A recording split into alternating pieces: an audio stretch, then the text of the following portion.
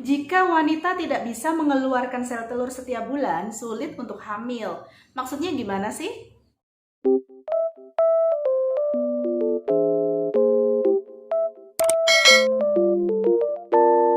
Hai guys, balik lagi di channel YouTube Bidan Isna. Di video kali ini kita akan bahas tentang sel telur.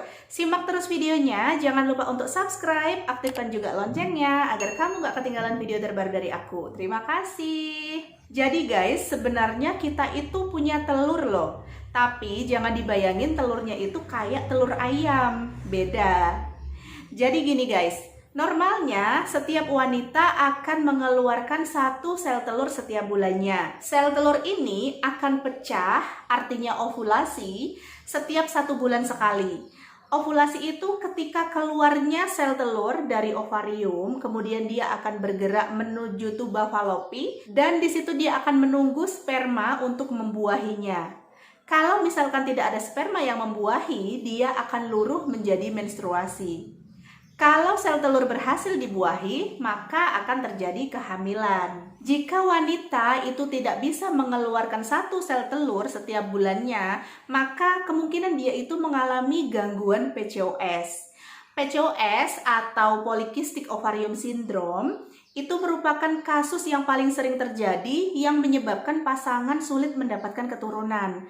Paling banyak kemandulan, infertilitas itu disebabkan karena PCOS atau Polycystic Ovarium Syndrome. PCOS sendiri itu merupakan suatu kondisi di mana sel telurnya itu kecil-kecil, tidak bisa berkembang, kemudian tidak bisa pecah, dia tidak bisa keluar dari ovarium menuju ke tuba falopi karena sel telurnya itu dia tidak matang, tidak bisa berkembang kayak gitu. Dia hanya kecil-kecil dan terus saja menjadi folikel di ovarium itu. Penyebab dari PCOS itu yang pertama karena gangguan hormonal. Nah, biasanya wanita yang mengalami PCOS ini memiliki kadar hormon androgen yang terlalu tinggi, sehingga tidak jarang tumbuh bulu-bulu yang berlebih. Contohnya bulu-bulu di tangan, di kaki, kemudian di kumis gitu ya. Nah, itu merupakan salah satu tanda-tandanya bahwa wanita tersebut memiliki kelebihan hormon androgen atau hormon pria. Kemudian penyebab yang kedua bisa juga dikarenakan tidak sensitifnya hormon insulin kita. Hormon insulin itu merupakan hormon untuk mengatur gula darah, tapi ada kaitannya, ada efek sampingnya gitu ya. Jadi mereka itu saling berhubungan dengan hormon estrogen, progesteron, FSH, dan LH. Hormon-hormon ovulasi yang bisa membuat wanita subur. Kalau misalkan hormon insulinnya ini bermasalah, maka hormon yang membuat suburnya itu juga terganggu kayak gitu. Kemudian penyebab yang ketiga itu kegemukan atau kekurusan. Jadi orang-orang yang obesitas atau yang terlalu kurus itu juga bisa beresiko menderita PCOS ini. Ciri-ciri kalau sel telur kita itu bermasalah, yang pertama gangguan menstruasi. Jadi menstruasinya itu pasti tidak teratur. Contohnya aku ini penderita PCOS, jadinya menstruasinya aku itu nggak teratur. Pernah aku itu tidak mens selama 3 bulan sekali, 4 bulan sekali, bahkan pernah sampai 7 bulan sekali aku nggak mens. Wanita yang menderita PCOS ini akan mengalami gangguan menstruasi. Menstruasinya juga cenderung lebih lama dan juga siklusnya itu memanjang, lebih dari 35 hari sekali. Dan ciri-ciri yang kedua, biasanya orang yang menderita PCOS ini tumbuh bulu-bulu yang berlebih. Contohnya aku penderita PCOS, jadi tumbuh bulu-bulu yang berlebih di area tangan, kaki, kumis gitu ya. Nah, itu merupakan salah satu ciri-ciri kita memiliki gangguan PCOS. Ciri selanjutnya itu biasanya berat badan mudah banget naik atau berat badan susah banget naik. Bingung nggak?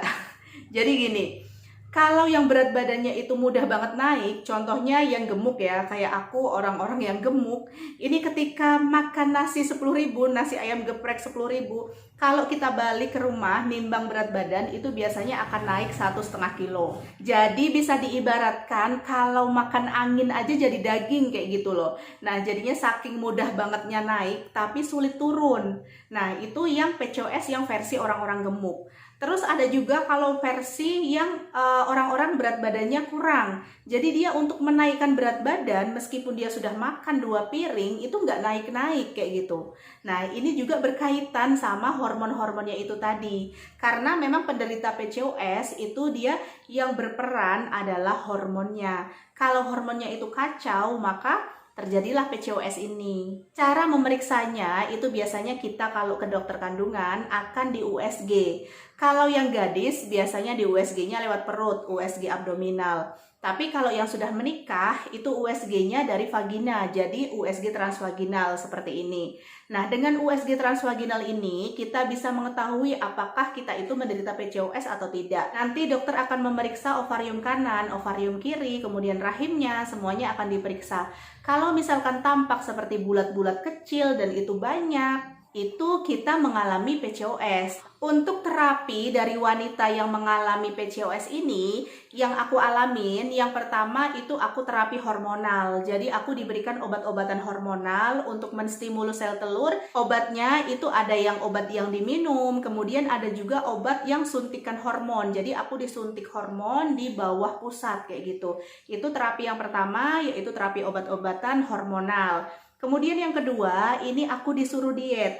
Jadi dietnya itu 10% berat badan kita harus turun kalau bagi yang gemuk. Kalau bagi yang kurus itu 10% berat badan harus naik. Yang ketiga, harus batasi konsumsi gula, karbohidrat kayak nasi, kentang. Pokoknya yang kenyang, yang manis-manis itu harus dibatasi. Nah, kemudian harus wajib olahraga. Karena dengan olahraga itu bisa mengembalikan metabolisme tubuh kita itu jadi bagus dan hormonnya juga jadi bagus. Kalau misalkan cara obat-obatan hormonal tidak berhasil, sudah didukung diet tidak berhasil juga, biasanya terapi selanjutnya yaitu laparoskopi. Dia itu semacam kayak dioperasi, operasinya tapi operasi bedah kecil. Sel telur yang kecil-kecilnya itu nanti akan dipecahin kayak gitu pakai alat yang dimasukin kamera ke dalam tubuh kayak gitu. Oke, mungkin itu aja yang bisa aku sampaikan. Terima kasih sudah tonton video aku. Jangan lupa untuk klik tombol subscribe, aktifkan juga loncengnya agar kamu gak ketinggalan video terbaru dari aku. Terima kasih, sampai jumpa di video selanjutnya.